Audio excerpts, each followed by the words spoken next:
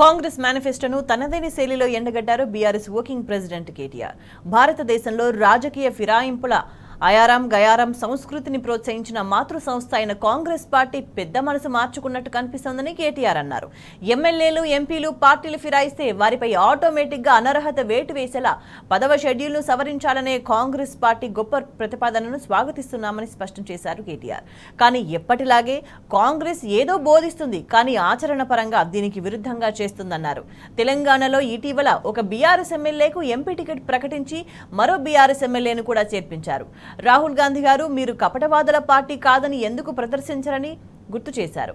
ముందుగా ఈ ఫిరాయింపుదారులిద్దరిని రాజీనామా చేయండి లేదా స్పీకర్ అనర్హులుగా ప్రకటించండి అని డిమాండ్ చేశారు. మీరు బోధించే వాటిని ఆచరిస్తున్నారని దేశానికి నిరూపించండి అని అన్నారు కేటీఆర్.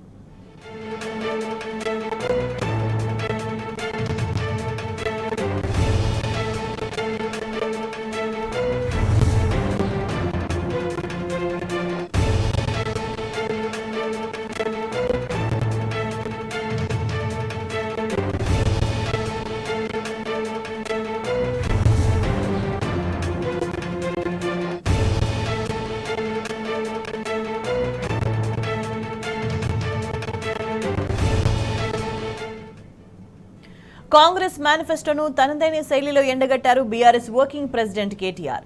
భారతదేశంలో రాజకీయ ఫిరాయింపుల ఆయారం గయారం సంస్కృతిని ప్రోత్సహించిన మాతృ సంస్థ అయిన కాంగ్రెస్ పార్టీ పెద్ద మనసు మార్చుకున్నట్టు కనిపిస్తోందని కేటీఆర్ అన్నారు.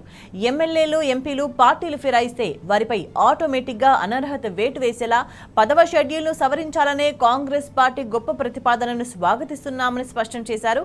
కానీ ఎప్పటిలాగే కాంగ్రెస్ ఏదో బోధిస్తుంది, కానీ ఆచరణ పరంగా దీనికి విరుద్ధంగా చేస్తుందన్నారు.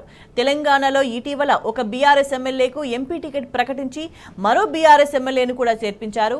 రాహుల్ గాంధీ గారు మీరు కపటవాదుల పార్టీ కాదని ఎందుకు ప్రదర్శించారని గుర్తు చేశారు. ముందుగా ఈ ఫిరాయింపుదారులిద్దరిని రాజీనామా చేయండి లేదా స్పీకర్ అనర్హులుగా ప్రకటించండి డిమాండ్ చేశారు.